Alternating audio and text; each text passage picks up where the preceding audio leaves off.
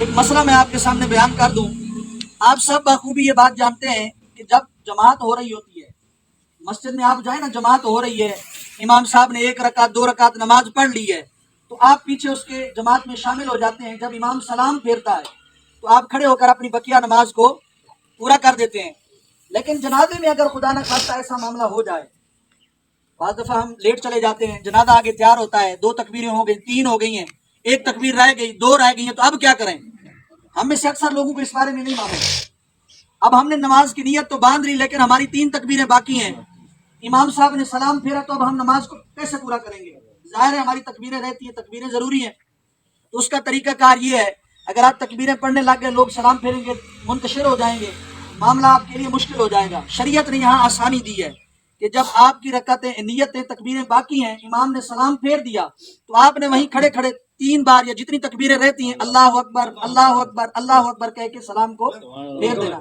آپ کا نماز جنازہ مکمل ہو جائے گا. دوسری بات، بعض احباب یہ بھی سمجھتے ہیں شاید کہ نماز جنازہ دعا ہے، عبادت نہیں ہے، نماز نہیں ہے، تو بغیر وضو کے بھی کام چل جاتا ہے. یہ بات ہرگز درست نہیں ہے.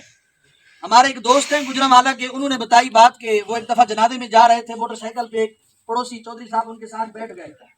جنازے میں چلے گئے، راستے میں ان کو پیشاب کی ضرورت ہوئی، شوگر کے مریض تھے، پیشاب کیا، جنازے میں پہنچے، جنازہ آگے تیار تھا، انہوں نے نیت باندھ کے جنازہ پڑھ دیا. بعد میں انہوں نے پوچھا حضرت آپ نے تو وضو نہیں کیا؟ کہنے وہ چھوٹا بچہ تھا، نماز جنازہ ہو جاتی ہے. یہ بات درست نہیں ہے. بچہ چاہے 1 دن کا ہو، 1 سیکنڈ منٹ کا ہو، نماز یہ جنازہ بھی عبادت ہے، دعا عبادت ہوتی ہے، دعا عبادت کا مرض ہے، اس کے لیے وضو ضروری ہے. اگر آپ ایسے وقت میں پہنچے کہ جنازہ تیار ہے، وہاں پانی نہیں ہے، بہتر تو یہ اپنے گھر سے وضو کر کے جائیں، کیونکہ جتنی دیر انسان وضو میں رہتا ہے ثواب ملتا ہے. اگر بالخصوص آپ ایسے وقت میں پہنچے کہ جنازہ تیار ہے، آگے پانی بھی نہیں ہے، تو آپ نے جنازے میں شرکت کرنی ہے تو 2 ضربیں زمین پر ماریں، تیمم کر کے آپ جنازہ پڑھ لیں. ٹھیک ہے. اگر آپ بیچ میں کھڑے ہیں، پہلی صف میں، تیسری میں، پیچھے رش ہے اور وضو ٹوٹ جاتا ہے بندے کا، تو اس وقت میں بھی یہ اجازت ہے کہ آپ تیمم کر کے اپنی نماز کو مکمل کر سکتے ہیں.